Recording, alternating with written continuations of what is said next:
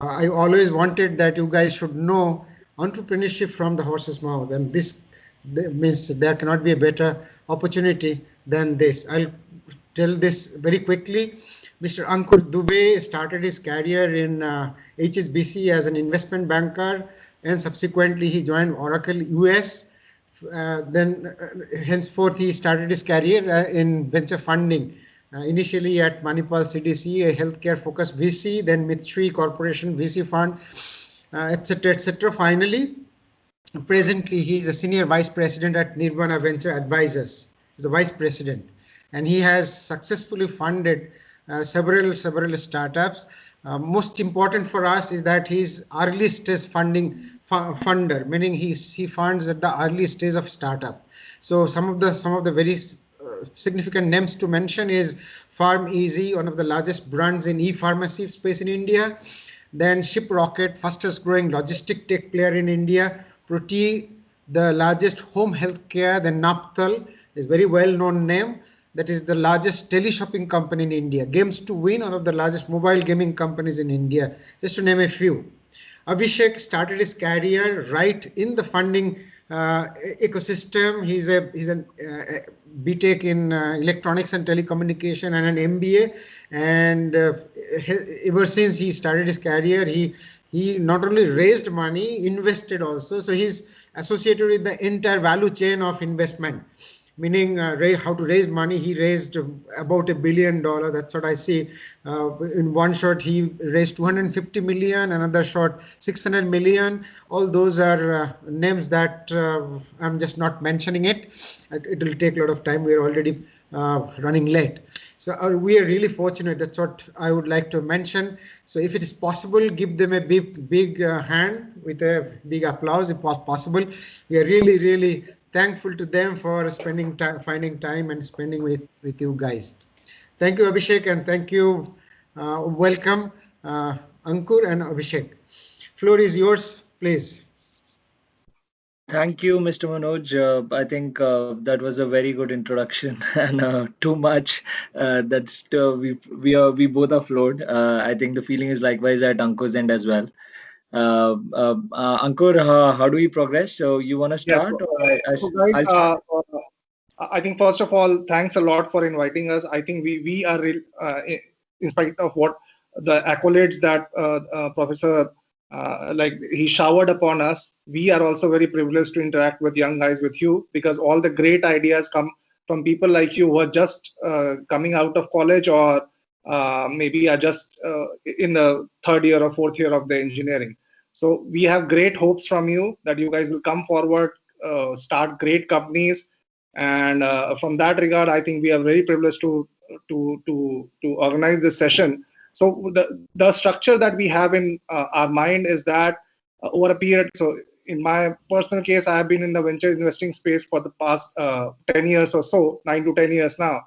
And over a period of time, we have heard many pitches from various startups at various stages of their journey. Where maybe they are starting out, maybe they have gained some traction, maybe they are in the growth phase.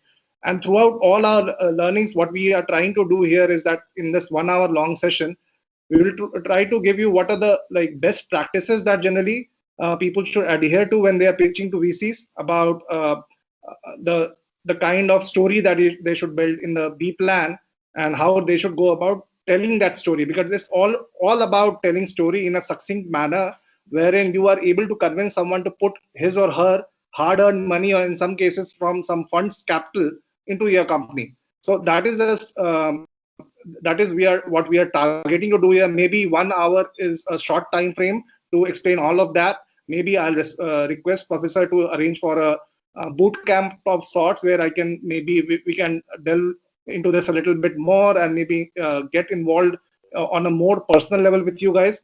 But just as a lecture series, what we are planning to do, and I'll hand over the stage to Abhishek now, is to just run you through some of the key important guidelines that you should keep in your mind when you are pitching or building a B plan to present to someone for raising capital. So Abhishek, over to you. Please share your screen and proceed with the lecture. Yeah. So So, I mean, since the floor is too big, anybody can shoot out any query, whatever they might have during the entire course of the presentation. So, everything is welcome. So, just to begin with, I mean, the basic construct of a business plan and a basic difference between a business plan and a basic financial model. So there's a there's a very thin line of difference, but unless and until you are very privy to that information, you really can't. I mean, you are totally wrong. So when you're talking about a financial model, where you're talking about a detailed sell side or a buy side model, where you're looking at the projections of the company. So when you're particularly looking at the forward years rather than the historical years, and how those forward years are probably extrapolated from what the past has shown in the company. So whereas when you talk about the business plan is what where the company is standing as of today. And when I'm talking about what is a business plan standing as of today, you're talking about the detailed breakup of the revenue, the cost, going all the way to the tax in the P&L. So I mean, in a typical business plan, you would probably see a detailed mat working on the tax, a detailed product level working on the revenue side, and a detailed cost structure. So there might be individual sheets, individual workings, say for marketing expenses, how the company actually bills those expenses. So when you're sitting in front of a book, when you're reading from a book, when it's all theory, it's all good. Everything you you'll probably consider as a percentage of sales. All the cost at the cost level. So whether it is at the direct cost level or the indirect cost level, but in actual, I mean, it's a big change. So when just giving you an example, when you're talking about COGS, cost of goods sold, when you're coming at the gross margin. So every business will have a different way of allocating cost at that particular line item. So normally for projections, you will probably say, okay, within for the past 3-4 years or the past 5 years, my company was doing X, was probably taking around say 40 to 50% of gross margin every year. So I'll probably extrapolate it and do the carry forward for the next the forward years. But when you look at the actual state as of today, so you're looking at the direct cost, the land, labor, capital. So whether it is a private equity business or on the venture capital side, so you go to the detailed breakup in the cost side. So that's the basic difference, and this is one fundamental difference that you should really know, because when you are in a setup, say probably in a VC or a PE going forward in your career, it becomes very imperative that when you're having a conversation with any of the CXO guys within the part.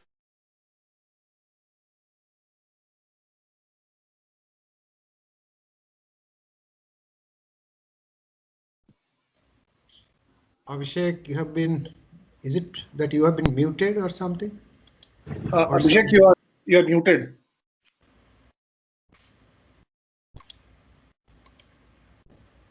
You couldn't hear me? Yeah. For a while. You couldn't hear me all this while? No. Just like for a few seconds. Yeah. Okay. Understood. So going back to my explanation.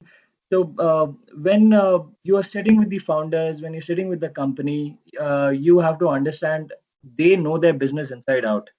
So when you are say going, so the when you have just seen the pitch, you are talking to the founders and the management team, and when they are talking about numbers, they would not talk about projections. They would talk about what the company is doing today, how they define their cost structure, how they define their revenue stream, whether it is product basis or the differentiation between price and volume. Everything is the details is what they will talk about, and that's where you should know the differentiation. Oh, it's not the financial model he's talking about, he's really talking about the business model and what the company is doing as of today.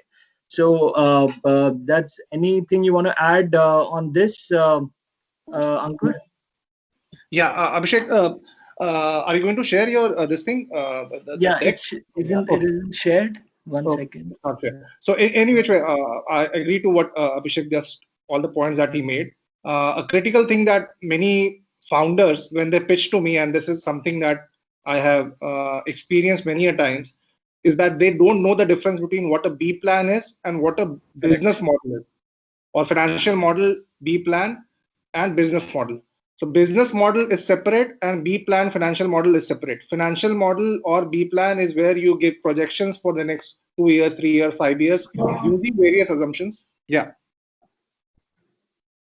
Abhishek, you wanted to say anything? No, no, no. Yeah, I mean, please. I mean, sure. you're finished. Should I move to the next slide? I'll just give you an example. So, say for example, I'm talking about a food delivery app like Swiggy or Zomato. What is their business model? Their business model is uh, revenue sharing for using contractual workers for food delivery is what their business model is, right? Because they are earning revenue through like a transaction fee basis for every delivery of food items to their home. That is what their business model is. That is how they generate their revenues. That is how they will derive their valuation, right? But on the other hand, a B plan or a financial model is an Excel sheet, and most cases, this is where the world has not moved that much. In the last 20 years, everyone has been using Excel sheets only. We have not gone to Tableau. We have not gone to any data analytics software as such. It's pure, mostly in most cases, it's Excel sheet only, wherein you have several assumptions and then you project it forwards, uh, basis your understanding of the industry, your business, and your conviction about the numbers that you are going to meet for the next 2 years, 5 years, or whatever the time period is. So typically, what I encourage like early stage guys is to not focus about too long a projection period. Do not go, so say for example, you come and pitch to me and you have a B plan which has numbers till 5 years from now, right? I am not really, I'm not beyond the first 18 months. I am not even going to look at the numbers, because even for the most mature companies, it's very hard to project beyond a certain period of time. So I totally understand that, okay, if you're a startup, you're just starting out, you don't have like too much data to fall back upon.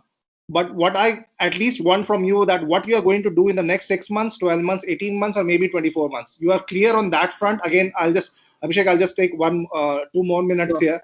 So basically, I specialize in digital businesses. For the past 8 years, most of my investments have in the digital businesses, and they are typically, if you just step back a little bit and talk about the various stages of a digital business, so basically there are three different stages in the life cycle of a digital business. The first stage is customer acquisition, okay, wherein you are just acquiring the customers, right? So say for example, I'll give you an example of WhatsApp, right? So, and again, if you guys want to understand this a little bit better, go and read up on network effects. What are network effects? How they are built? Okay. So again, going back to my example of WhatsApp, in the initial phase, it was not about how they are going to generate revenue, how they are going to, what kind of profit margins they might have. So if you were a WhatsApp kind of a startup founder and you came to a VC, nobody will ask you what is your unit economics, or when you'll make money, and what kind of EBITDA margins you may have, because that is really irrelevant at that stage of time, right? So what everyone will ask you is how are you going to scale? How much amount of money you require to scale to the next level? So maybe again, going back to the life cycle of various digital companies, the first one is the customer acquisition stage. The second one is user engagement. Now, in the next stage, what I'm more worried about are the numbers that I'll focus upon in your B plan are not the customer acquisition numbers, because those are mostly established. It's about the engagement. So, say for example, again going back to the WhatsApp example, or maybe a gaming example, TikTok or maybe PUBG and all those guys. So, how many hours is this person actually spending? Whatever customer you are acquiring for your company, how many hours is that person going to spend in the product that you have given them? Okay, how engaged is that particular customer? So that is a metric that I will focus on, and most of the VCs will focus on in that stage. And then comes monetization, wherein you generate money out of it in whatever way you deem fit. So again, when you are building a B plan, you should be very much aware of the fact what stage your company is in.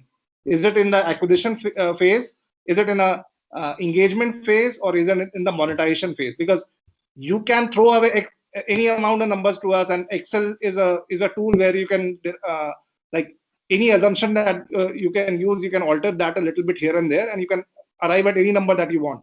But what is more important to me as an investor is that the conviction that you have regarding what you have already delivered, and in the next 6 to 12 months, or maybe 18 months, on what basis are you telling me that you are going to achieve these numbers? And if that is established through the model, then that is the icing on the cake. So Abhishek, yeah, please move ahead. Yeah, so I think just to add on, I mean, he just spoke about VC. So on the other hand, if you look at a PE side, okay, on a PE deal or a PE company that you, on a PE investment opportunity that you look at, there it is purely, those are mature businesses. Those are generating cash every month. So they have a profitability margin. So everything is set for them. So for them, it is all this gets the opposite side. So when you talk about the VC, it's the next 18 months, because you never know, right? So as Ankur said, because if you are in the first bucket, you are in the customer acquisition bucket, and you are saying that, I mean, me and Ankur, and we are there, and we are telling you that we want to see you next 18 months. And what if that customer acquisition, or till the time you reach to the next stage, we've already crossed close to around 24 months. So that's what is important for us.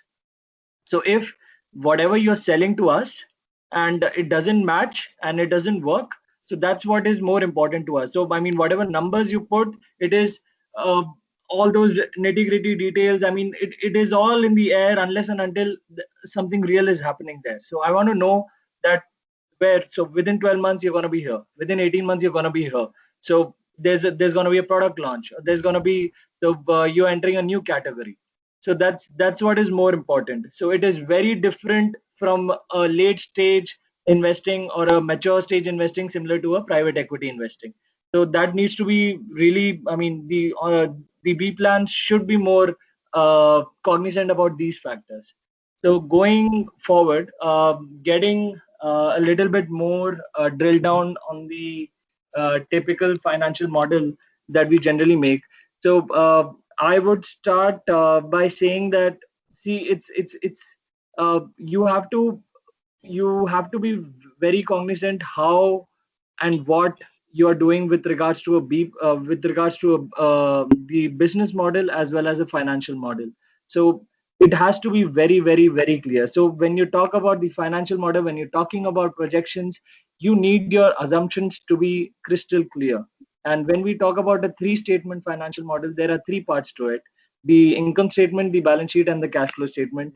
And in my view, in my experience in the last 6 years, what I've done and what I've experienced, I've done a lot of modeling exercise. I've modeled on the infra side, on the real estate side from scratch, and on the healthcare side, and some on the consumer retail as well as on the tech side. So you need to be really aware that what are the moving parts of all the three statements, and those moving parts are actually the real thing that probably me or Ankur would probably look at.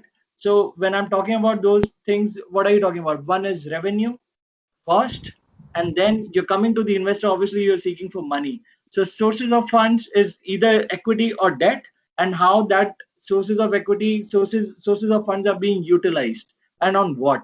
So it might be a product, it might be either it's going to be an intangible or a tangible asset. So it's always going to be a dual effect, both on the asset side as well as on the liability side. So while you're working on the model, so you need to be really cognizant about these particular factors. And in my experience, what I've seen is three major moving parts. I don't think so anybody would ever tell you this. This is something that what I've learned. Interest, debt, and cash. Okay, these three things, your interlink all your three statements. So whether it is historical or futures, so you need to be very clear how these movements happen, because whatever money that you take in the form of debt, it's gonna show on your liability side, but that money is coming in as cash. So how are you going to utilize it? So that is your uses of funds. So that now you shift to the asset side, where you want to show whether, say, you would have you would have got an IP, or you would have got something else on the tangible or on the intangible side. So once you've taken the debt, you have to repay it. So now that's when the interest expense comes. So after all this, once you create a P&L, once you are at the bottom line, that profit goes into the balance sheet, which forms part of the shareholders' equity. So once that is done, now any change in cash flow, you'll get the net cash position. That cash for this year would be added to last year's cash. So balance sheet, as you know, that is at one point of time. It's a position of a company or a startup at that point in time. So when you're talking about, I think it makes sense if you can show one of these models to them. yeah. I'll show them. I'll show them. So this is one. I'll come back to the sanity checks in a bit. And let me just show you one of the models. Your screen is still not visible, Abhishek. Still not visible. No. 1 second. Desktop. Now is it visible? It's not visible to me. It's not visible. Share. Now is it visible? Yeah, now it's visible, I think. Yeah. Okay. Yeah. So I think so a specific case, just to make you understand a basic flow of a business so to say financial model. So if you see the following the following tabs, okay, so here is the major assumptions sheet. Okay, so what is a major assumption sheet is it forms basis for all the assumptions that you can build out on your revenue and the cost structure, which is the most important when you're talking about startups. And so you have to understand, when you're talking about revenue, it is a function of price and volume. So how you derive on that price, how you derive on the volume, that depends on company, that depends on the sector. So that's one. So just giving you an example of this, it's a famous restaurant chain business model that I had made. So if you look at the just for the revenue workings, just for the revenue workings, I've gone store by store. Okay, store by store, I've done the entire modeling. Okay, so that's what makes the real picture visible in a financial model. And I came to the sales summary, and if you see, this is more of like a business come financial model, where each and every expense has a separate sheet that I've made. And I think more you will get a better idea if I show the other gaming model that I think, Ankur, you want to take it through. So I just want to make this a little bit interactive, and any one of you guys who wants to answer just can just randomly give an answer. So that so basically, when you talk about revenue, correct. So it's very important to understand what are the key drivers of revenue, right? How are you going to? So typical, what is revenue? Revenue is typically, if you go back, it's price into volume of whatever service correct. or product you are selling. So on both these fronts, what are the prices? How are they going to trend? What are the rationale behind it? If, say, for example, I was an investor in Pharmeasy, right? So it was a e-pharmacy chain. So when the company started, one of the key pulling factors, why? Because it was a user behavior change that they were trying to bring in. So we were giving about 20 to 25% discount on all the medicines when they started out. And how is that going to trend over because you cannot sustain a 25% discount over the lifetime of a company, right? So what is the thought process about how are you going to phase it out? What if the other competitors keep pumping in money and giving additional discounts? And what is the whole rationale behind that? Say, for example, again, given the example of this pharmacy company. So when you are talking about volumes, so there are two separate markets when you talk about pharmacy in India. The first one is the acute care, and the second one is the chronic. Chronic. So basically, e-pharmacy makes much more sense for the chronic patients, because once you acquire the customer, you can milk him for a significant amount of time. So when you are projecting the revenues, what percentage of that is going to come from chronic versus non-chronic, tier 1 versus tier 2? How are you going to acquire these customers? What are the digital channels you're going to use? What is the unit economics going to look like? When I say unit economics, what does that mean? When a person comes in and delivers a medicine, what are the costs associated, direct costs associated with that particular person? Okay, so that packaging cost is there, wherein that medicine is getting packed. Okay, you are giving some margin to the retailer through from whom you are buying. You need to incur cost and rentals for the warehouse for storing those medicines. You have the delivery guy who comes in and delivers the product to you. Have to keep into mind the salary of that guy as well. What are the utilization levels of those guys? How many rounds can he do in a day? And all those costs need to be baked in to form a unit economics of each of these deliveries. How do the numbers stack up? Okay, so again, I'm going back to you guys. So similarly, say for example, you are talking about a gaming company, okay, a mobile gaming company. So what are the key drivers of revenue in a mobile gaming company? Can any one of you can come in and answer whatever like they think are the key drivers? The in-app purchases depends on the game design. Okay, and what else? Revenue. Ad revenue. Ad revenue, yeah. So basically, yeah, perfect. So these two are the main revenue streams for any gaming company, right?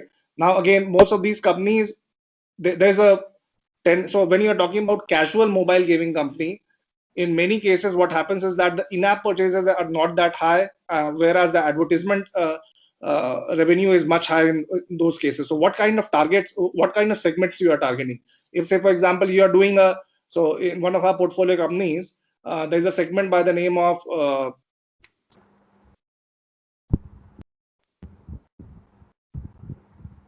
You're not audible, Ankur. Yeah, am I audible now? Yes. Yeah. So what we have seen is that maybe the in-app the advertisements don't work, because if we show too much advertisements to these teenage girls, they actually go off. But in-app purchases, if we start selling them bridal wear and all those other things, which are in-app purchases for them, there the engagement goes much higher. So again, when I'm talking about advertisement revenue, there is an eCPM that you need to you need to be cognizant about. That okay, these many ads, if I show to a particular person, then how does this revenue get materialized? So you go to a ad network and you show all these ads to these persons, and the network actually pays you. So what is the kind of revenue you are going to generate by showing 1,000 ads to a particular person who is playing a particular game, right? So those kind of things you should be aware about. Say for example, if you come to me and tell me that you're going to target the Indian customer, and the eCPM that you have taken in your model, which is way lower than what is actually being realized in the industry, then that actually puts you in a very bad place, right? Because the eCPM or the for India is at least, I think, 1/6 or 1/7 of what is being realized in the US, right? So if you're not aware of these facts, you don't have a good understanding of what is prevalent in the market, then that would so you won't be able to impress that person. So if you again go back to the revenue assumptions, so say for a business like Google, Facebook, the network effect is what is the driving factor behind the acquisition strategy of that particular company, right? And the way it grows, and how much scale can it reach up to. So those are the things that you should be aware about when you're talking about key drivers going into the revenue share in revenue assumptions in any B plan. Hi, Ankur. This is Nishant here. Sure.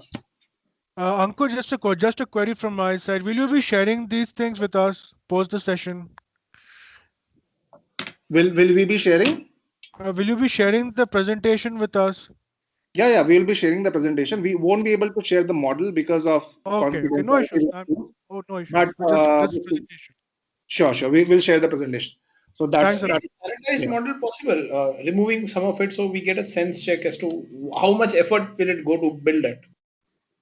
No, so okay. So I'll probably take this question. So, see, you need to see this process as a business to a model. So, you need to see what happens in business and apply here. So, if you only go by a financial model, it's not gonna make sense.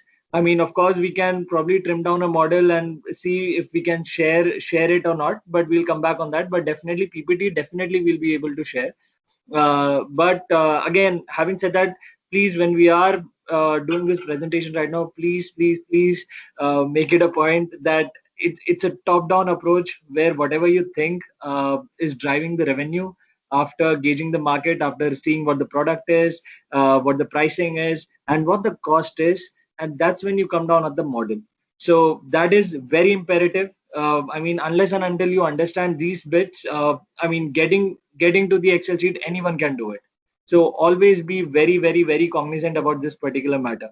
So that's one. I think Ankur, you were saying I mean, you can complete. Yeah, I agree with Abhishek there. For confidentiality reasons, we won't be able to share the model. I don't think that going through a model will really help you a lot, Correct. because it's not the Excel part that we are trying to teach here. And you can go to any Excel Academy to get that skill set for you. We are trying to inculcate in you the sense of how to deliver the story that you want to convey through the model that you are building, right? And Abhishek will run you through one or two other models as well, wherein Correct. hygiene factors that you should be Correct. careful about. Correct.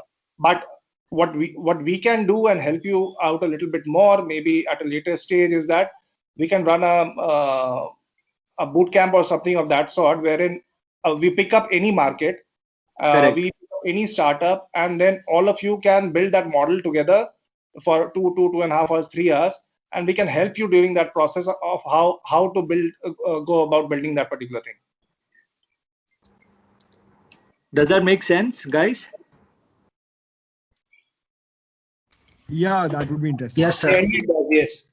Yeah. So, I mean, just I think since Ankur has covered predominantly big part of the business aspect of it. So now, since somebody raised this particular question that you need to get a sense of what the modeling, how modeling is done, and whatever it is, it's as I mentioned before, it's you need to be very particular about this. All three statements are interlinked, and by three things. One is interest, debt, and cash component. Okay. So and once, since Ankur has covered the revenue part, on the cost side, it is very important that you need to be cognizant about what the employee cost would be, the salaries would be, the rentals would be. So you can talk about any business, right? So when you're talking of a brick and mortar kind of a business, there the rentals would come into play. That will be big. That will take big chunk of your whatever revenue you're making, whatever gross margins, in fact, you're making making on the top in the P&L. So you all these numbers, these headline items, you get a sense from the historical numbers. Say you look at 3 to 5 years, but there is a possibility that, say, hey, within last 2 years, I think this year, well, last year, in fact, before this year, my employee strength was close to about 2,000, and suddenly I think my business went down, and my next 3 years strategy is I'm gonna normalize my employee count, and it's going to be at least around not more than 200 to 300%. Can you see the difference? That 700 number is actually impacting your P&L. So now this thing has to be reflected in the model. So that you need to be cognizant about these factors as well. So the company's planning to say launch another product, so they want to invest in technology, they want to hire 2-3 developers there. Those developers might be a very high cost center from a revenue by cost perspective for the company. So they would probably so at that point of time you need to build these things in the future projections. So Okay. and then yeah. Abhishek, sorry to cut you there. What maybe I can do right now, guys, is that I'll run you through one of the models that I have. That will give you a sense of how elaborate that process is. Just keep in mind that the model that I'm running you through right now is a very detailed mature kind of business, and it's an old one. That's why I'm actually able to run you through it. So just let me share my screen. Abhishek, just give me 5 minutes. I'll run them through one of the models, and then you can take it from there. Yeah. Is my screen visible? Now Yeah. it's visible. Okay. So typically, this is how a model looks like. Okay. There is a cover sheet that is generally there, just calling out. Then what I prefer, and it's the standard across the industry, is that you should have the assumption sheet, wherein like the major drivers of the business, what is going to drive the business, what are the assumptions that you to come up with the numbers that you are going to project. Those things are shared. So I'm able to share this sheet because this is of a company which I was on the board of about 6 years ago. So I don't think these are actual numbers, so they may be way off from the numbers that we have here. So this is a pharmacy chain based out of NCR region, right? So what we did initially was that how do you expand, how do you come up with the numbers, the revenue and the cost numbers on a company-wide basis for the kind of stores that you are opening. So there will be two kinds of stores, maybe about 100 odd stores which they were opening, which were already open and operating, and then there will be new stores that will open up in the years to come. So what we did was that we did a survey of the various 100 stores that they had, okay, and designated them into various buckets, that type A store, type B store, type C store, type D store, and type E store. So type A store for us was neighborhood store, wherein a pharmacy shop is opened up in a gated society near some housing complex and places like those. Then we had type B stores, which we classified as stores which are operating in high streets, say for example Khan Market in Delhi or Kemp's Corner in Mumbai and places like these where the rentals are very high, but maybe the potential sales can also be very high, right? So and then type C stores, which are like unique stores, airport stores, and other like mall stores and places like those. So what we did was that we designated the kind of stores that we have in our portfolio, the kind of stores we want to expand when we grow. Okay, so for all of these stores, we came up with a current business model. Then we had another choice that we were thinking about, which was with local manufacturing, wherein most of our products we are going to launch generic medicines for them in India itself. So basis that, what kind of store numbers we were likely to project, and for all of these things, right? Now, see, there are various toggles here that if you move from current business model to alternate case or with local manufacturing, all these numbers change. So the numbers in blue typically are the numbers which are historical numbers, and all of these are input. So these are hard-coded numbers. You see 390.87, 434, 436. So this model was built in 2014. So at that point of time, all of these blue numbers were the historical numbers that the company currently had. Then all these numbers in black are numbers which contain formula. These are not hard-coded numbers. Okay, so there's some formula through which it is being derived. So you see in the Excel model there is, so this is J27, this is I43. So it's linked to some cell or some formula that is being used. So that is all in black font. Then retail sales, stores, and all these assumptions were used. So these were the retail stores. Then they also had hospital stores.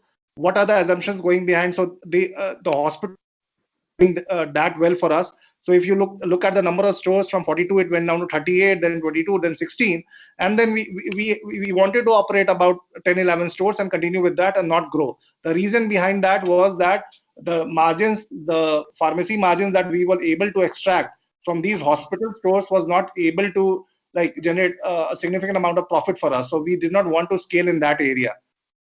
Okay, then all these things, there were some distribution contracts as well. We got into a master distribution agreement with one of these whey protein guys based out of the US, and we wanted to open some of their stores in India. So how is that going to shape out, and what are the assumptions behind? So all the assumptions. So see, the key point in making a model is that if you give it to someone, you don't have to explain anything to him. Okay, he knows that what are the assumptions, what are the historical numbers, and how have you arrived at those projections that you have given him. So see, service tax, the COGS, the cost of goods sold for each of these stores, what kind of mix of products are they more likely to sell. So in each of these, say for example, an airport store or a mall store, most of the products that are sold are not pharmacy goods, they are basically nutrition products. So the margins there are much higher. Correct. The cost is much lower. So those kind of things, intricacies of the businesses, you should know the ins and out of, wherein you are putting in all these assumptions here, right? So again, like various stores, what is the rollout plan? How many stores you are going to open in each year? So all these assumptions are put in one sheet. And if you look at the numbers, this is fairly detailed, like 700, 800 different rows. And these are all assumptions that we had. Now, again, this is the expansion plan that we had. Then there's this store economics. That for all of these stores, if you look at a type A P&L of each store, how does it look like in the first year? So Q1 of their operations, Q2 of their operations of first year, or maybe Q3 of year 2. For a typical type A store, how is it that likely to scale? So we have some historical data for the stores that we currently operate, and basis our market understanding, we had projected the unit economics of each of these kind of stores, right? Going forward, This is Nishant here. Can I ask a question? Sure, please go ahead. Hi, Abhishek. This is Nishant here. Hi. I have a very general query because I'm not that good in financial modeling. Just I was asking, is there any relationship between the planogramming of a store and its and the store's EBITDA? Planogramming and an EBITDA of a store. Definitely, there's visual merchandising is there, planogramming is there. All those things are done. But typically, in my experience, and I have looked at several companies, startups who have retail stores, what is the most important factor in driving the profitability is the rentals of those areas, the kind of margins that they have, and the rentals in those areas. So if these two things you are able to chalk out properly, then everything else, programming, virtual merchandising, and all these things actually they add a little bit to the kind of revenues that you are likely to generate, but not beyond the point. Till the time you don't have like solid unit economics in terms of the rentals that you are paying and the margins that you can generate out of it, you won't be able to get very much profitable. And just to add one more thing, I think what was the name? I forgot. Shashwat, right? Nishant. Yeah. So sorry. So no, what I think another major thing that I would probably want to highlight here is you need to see what are the big major chunks of what drives the revenue and what drives the cost. So I mean, say let's just I'm just putting vague numbers. So say there is an XYZ expense which is close to about nominal 2.5% of sales that you're incurring as of today. Okay, so now as per the company, as per the business plan, everything is getting revolved about that 2.5%. But you need to realize that 2.5% is not going to affect your next 3 to 5 years of projections. So these are certain nuances that you need to keep in mind while you're doing the modeling. So because now, say for example, today you are at a 7.5. I mean, just giving you an example on the retail format profit margin. So say it's close to about 8 to 12%. So today, if you're sitting at 10.5, 11%, and you projected some numbers for the next 5 years, and within 1 year you've lost that 8.5, and you're showing negative profit margin of say close to around 2.5%. And then you're coming and you're trying to figure out कि boss वो 2.5% का जो खर्चा था उसकी वजह से मेरा पूरा business model गया. That doesn't work.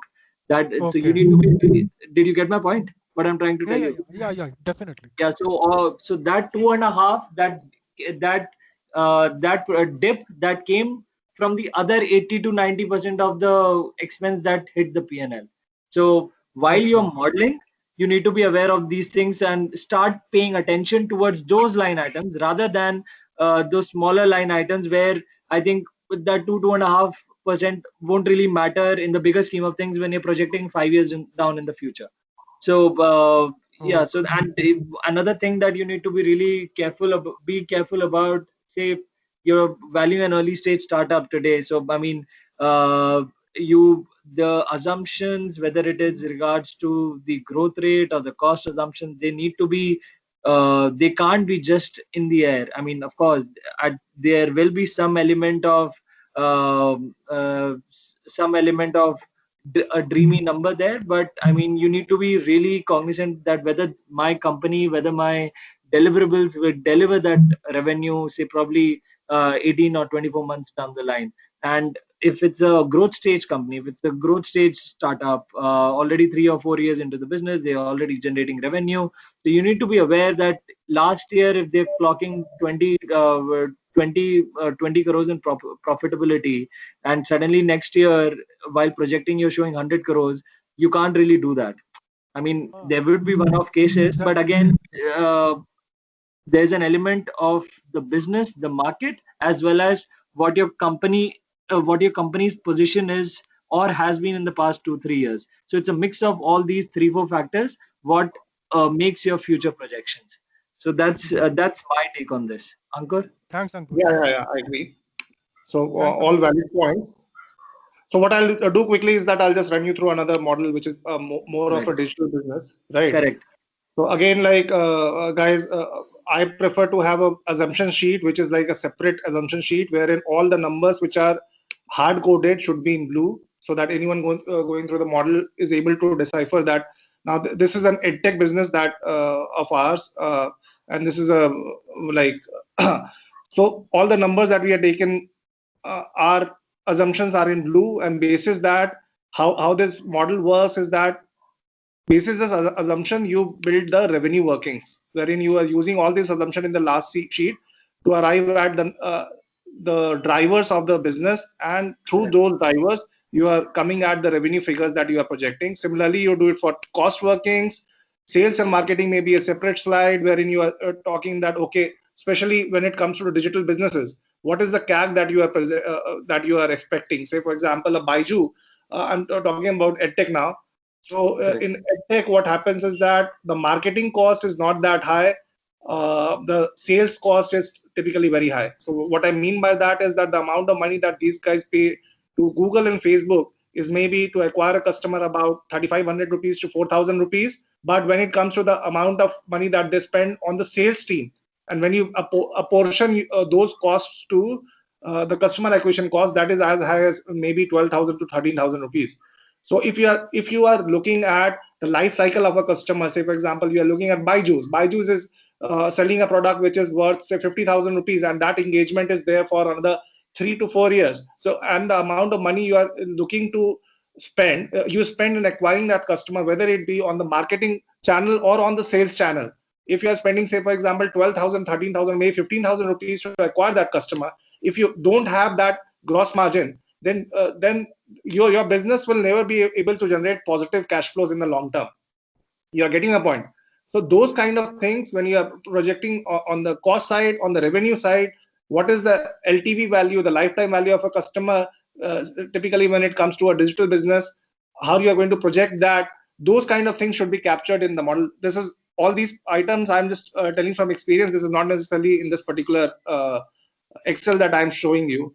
The corporate salaries, how many founders and all those financial controller, how many people are needed, what is the salary that they have, other office expenses, then all these things should be captured. So when you are building a balance sheet, so I don't know whether you guys are aware of the depreciation schedule and other things. You need to have fixed asset register as well, wherein you pull in. So you need to know at what rates you need to depreciate all the assets and all going forward as well. But if you are like very early stage companies, I am not really bothered about these things, whether you are depreciating at the right asset, right depreciation rate or not, or maybe if you are using the right income tax rate or not to arrive at the cash flows. I'm more concerned about your revenue and cost workings. Because if you get that right, then everything else flows into place. I know for a fact that you guys are not, maybe you're not CAs, right? I don't expect you to be the best when it comes to like coming up with all accurate figures regarding this is the tax amount that I'm going to pay, or this is the amount of MAT that maybe I'll have to pay, or this is the deferred tax asset that I'll have, because that those things are completely secondary. That are not, they are relevant, but at an early stage they are not relevant to that degree. Okay. Correct. Correct. Was I able to make this point clear to you guys? Yeah. Yes. Okay, Abhishek, please go ahead.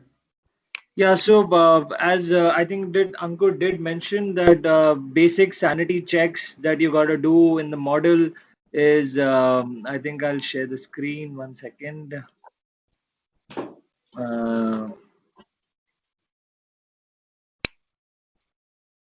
So basic sanity checks, starting with what Ankur mentioned, you need to have a set color code combinations for whether you have hard coded numbers or numbers which are in the formulas but which are in the same sheet.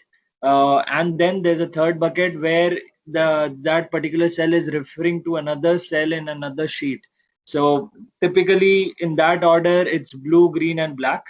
And so that's, I mean, but again, this is not something that is written in stone. But again, this is something that we investors or this is when we see a model, this is what picks our eye, and we know that boss यहाँ पे कुछ अगर टेढ़ा मुड़ा हो गया, then we'll probably then that's where the questions come. And another major thing that I've at least seen in my experience is a lot of these businesses, at least I've worked on the real estate side as well before, the models that come there, majority of them have hashref errors. And I'm telling you, these things, they don't fly into the system. So uh, uh, me and Ankur, we've been working in the private equity and the venture capital space for a long time. There are LPs that are sitting on top of us. I mean, when we need to justify those numbers that you are giving to us. So if there is a particular number which is just hard coded there and there's no comment in it, and we don't know what the number is about, then we need to call you guys up. That becomes a little tedious, and obviously out of a score of 100, your points become reduced. So you need to be cognizant about these things. These are basic sanity level checks that need to be done. Yeah, I just want to add one more thing here, guys. Sure. You guys are engineering grads, but at least you should know what is an income statement, what is a balance Correct. sheet, what is cash flow. Correct. Because but what I see most of the pitches is that people don't understand the basic difference between net profit, EBITDA, or profit. And in many of these, Professor Manoj will also, because I was in a pitch last week, and I saw so many people getting confused, and very senior guys, like they don't know what is the difference between profit and EBITDA. Okay, at least have those basics clear, right? Because if you don't have that, it shows that you have not come prepared. So again, I'm going back to the digital side of things. On digital startups, another key factor many VCs ask for is, so there's revenue, right? And there are 3 terms or 4 terms that are very frequently used: CM1, CM2, CM3, and CM4. In fact, CM1, CM2, CM3 is basically the standard terms: contribution margin 1, contribution margin 2, and contribution margin 3. Contribution margin 1 is basically the gross margin in the standard businesses when you subtract the cost of goods sold from the revenue. You get gross margin. That is referred as CM1 in digital businesses. So what is CM1 in digital business? Say, for example, again, I take the example of Swiggy, right? So Swiggy has, so they must be paying some money to Amazon servers, right? They must be having a customer care center which answers all these queries and chats and everything else.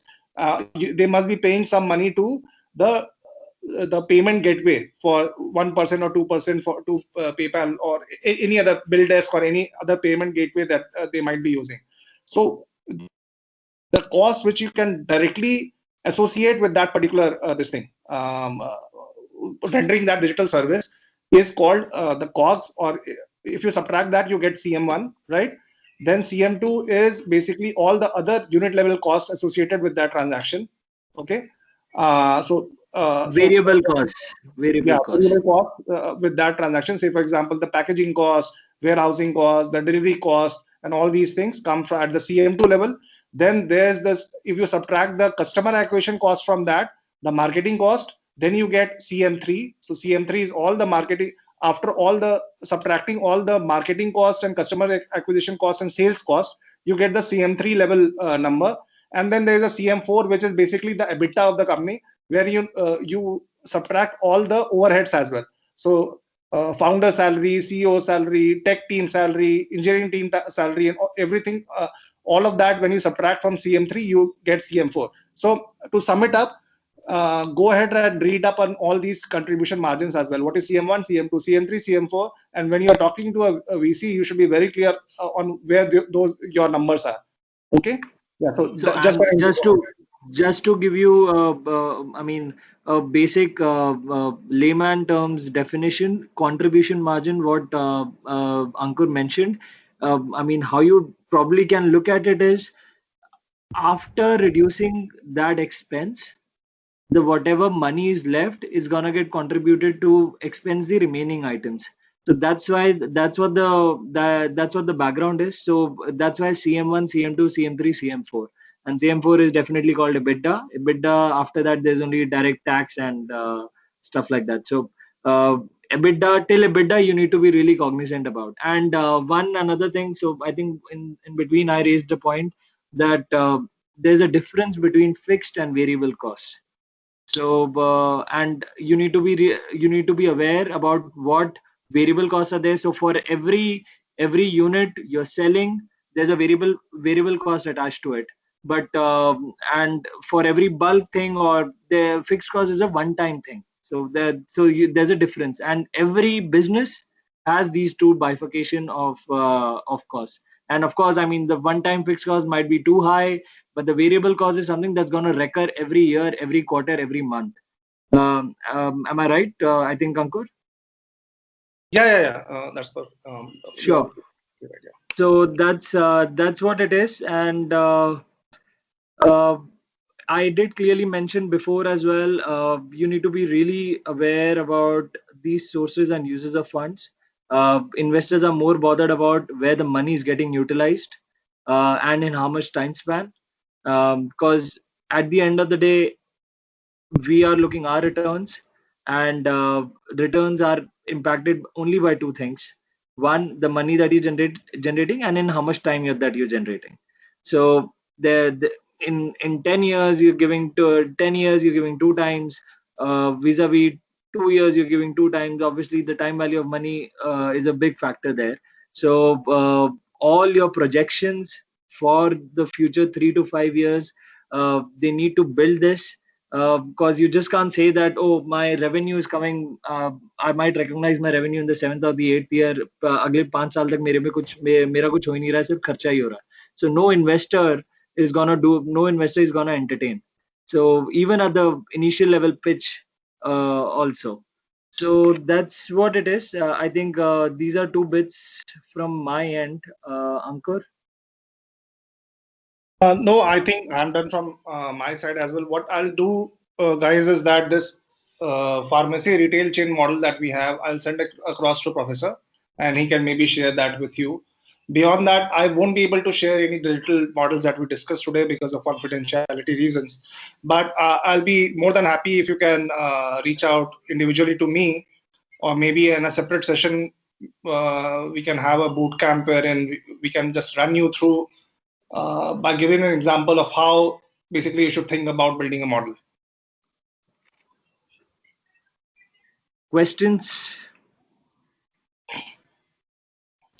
Yeah, participants, please, you can shoot your question either in the text box, or maybe you can unmute yourself and ask.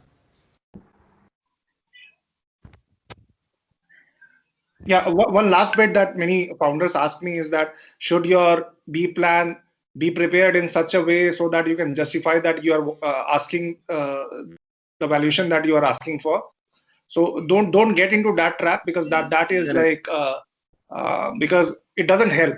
Just be truthful to whatever numbers you are presenting. Don't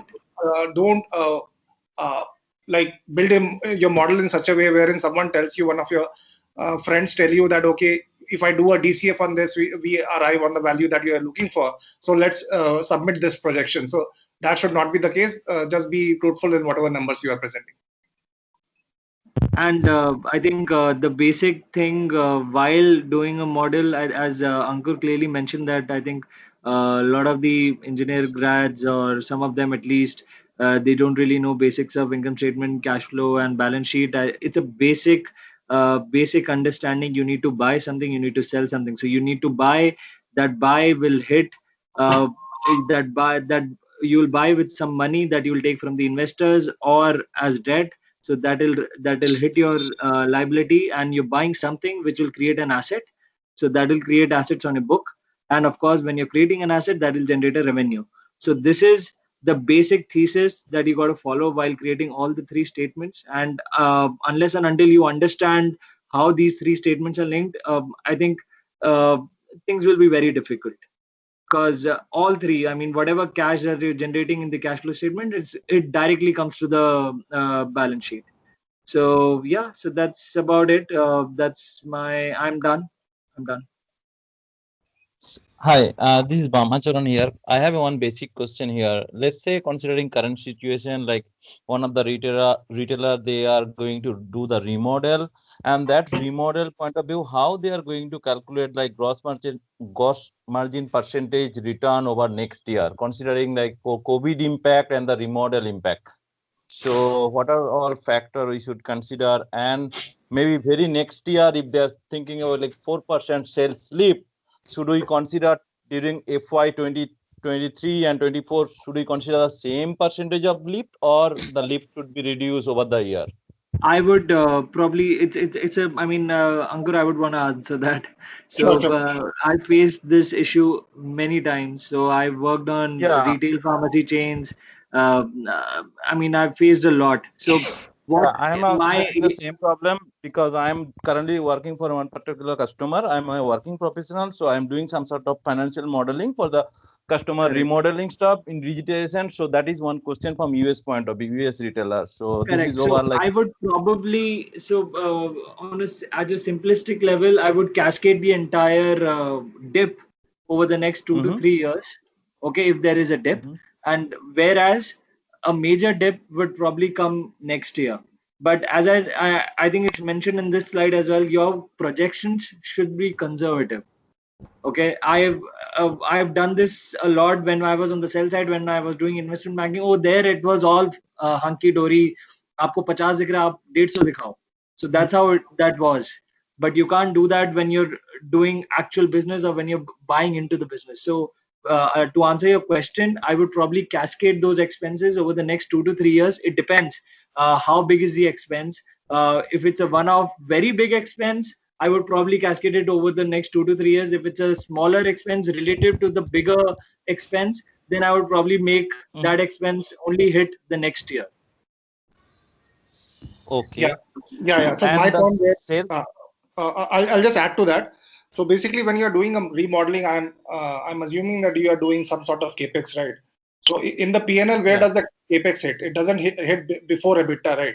It hits below EBITDA in the depreciation and amortization schedule. Before that, your remodeling is not going to affect your PNL. You're getting a point. yeah, but SG&A is there before EBITDA, right? So that is there. If you're doing remodeling, it doesn't come there. Because there's some sort of addition to the fixed assets that you are doing, right? Yeah. Initial investment is after the EBITDA. Yeah, definitely. Yeah. So, say for example, you had done up a retail store, visual merchandising, and all these mannequins and not mannequins and other things that you have bought, maybe using a planogram software, buying it. So it goes to your fixed assets, and then you depreciate it, and it comes to your P&L over the years.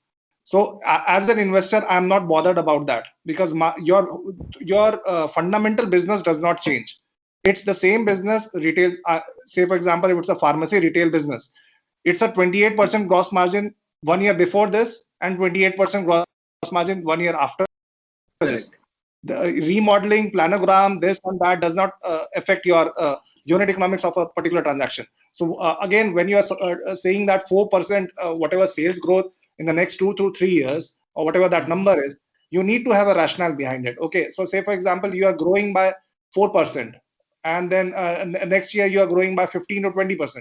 Okay, so maybe your rationale could be that, okay, I'm only tied up with these many distributors in my area right now. I don't have these many brands or these many generic medicines that I cater to right now.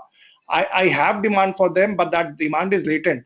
Now, in the next 1 or 2 years, because of the size that I'll operate at, I'll get into further more agreements with all these guys, and that latent demand that I currently have, I'll be able to fulfill that latent demand as well, and that is why my sales will go up by 10 to 15%. I'm not bothered about whether you use 4% or 2% or 3%, because that is going into too much of a detail. I'm not bothered about that. But if that jump is from 4 to 20% in a year, if you have grown from only 4% in this year, and next year you are growing by 20%, then you should have a rationale behind it. Why is that likely to happen? Got it. So anything non-normal, anybody would pick it up. So I think any even if you don't know modeling, anybody would pick it up. So अगर पिछले 4 साल से या 2 साल से मैं I'm giving 4 to 6% का growth rate, and suddenly you're doing 20%, then definitely a lot of questions will come up. Okay.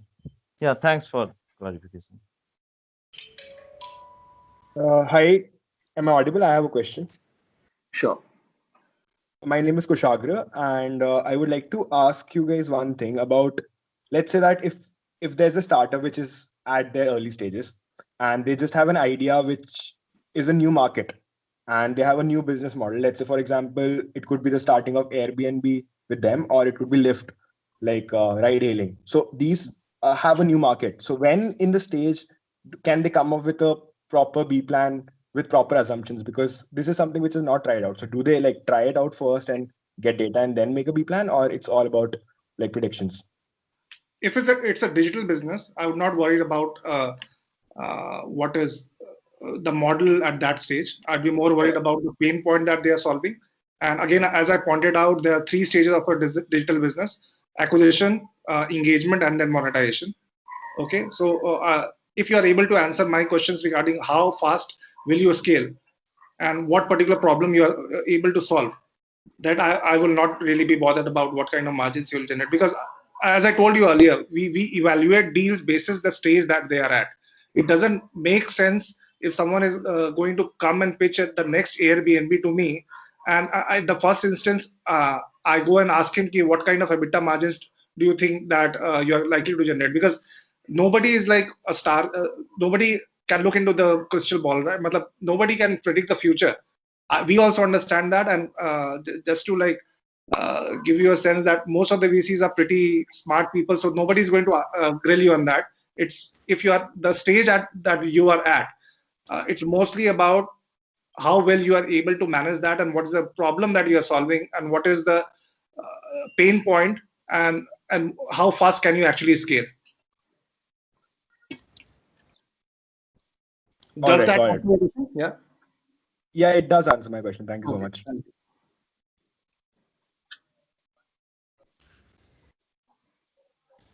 Any other questions? Hello, I'm Tushar Singla. I actually have a question on the similar lines. So say we are an early stage college startup and say a B2B software as a service startup. So we have some understanding of the revenue model, but we haven't yet figured out the right pricing strategy. And that would come as we onboard more clients. So now as we approach investors for say early stage pre-seed or seed funding, so is it expected that we necessarily show 18 to 24 months financial projections, as those would be just speculations about how our current model would perform? I would definitely want you to do some sort of exercise. Don't come to me with something that I don't know this, that's why I've not done. What I'll be more concerned about is the fact whether you understand your cohort behavior or not. If you are a SaaS startup, you need to know what the churn ratio, what kind of retention rates you have, what kind of revenue your current customers are going to give you after 12 months, or any such cohort analysis, and basis that, whatever numbers you can give me, whatever is your best estimate, that would really be helpful. But again, we will not go into too much of detail on what kind of cost you want and how many engineers you are going to hire and those things. Because if you have a good enough answer on the cohort, that itself will give you enough amount of money to take your business to the next level. Okay. Thank you so much.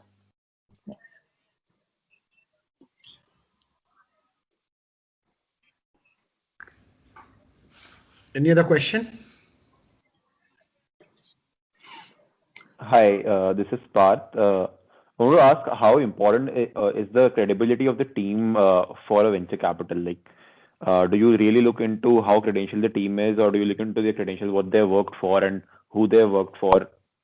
Yeah. So I'll tell you an example. We were investors in a company by the name of Housing.com. Have you guys heard of it? Yeah, Yes. we have. Do you know what happened there? So the founders had very good credentials, right? IT Bombay grads, 12 kids, and everyone understands that credentials can only take you so far. And therefore, thereafter, I think after we put in money, after 1 or 2 years, the company imploded, and it never took off after that. Although the team is very important, because at an early stage, what else can you rely upon? What kind of work that person has done, or what kind of credibility he has in terms of the education institutions he has attended. That definitely brings in some amount of trust, but that is not the only factor. This is, I would say, 25% of what we look at, because credibility, in both in terms of work experience as well as education institutions, gives some sort of like comfort in terms of the kind of startup that person can build in the next 2 to 3 years. And what Ankur had mentioned, sorry to cut you, Ankur. So what Ankur had mentioned that you need to tell us that within next 18 months, where will you guys be? So how does that happen? So that happens with the execution capabilities of the team. So whether, I mean, to some extent that 20, 25%, 30% trust comes from whatever credible background you have. But if you're not able to deliver, if you're not able to execute in the next 18 months, everything is a washout, right? Yeah, makes sense. Correct. Cool. Yeah. Thanks. Yeah.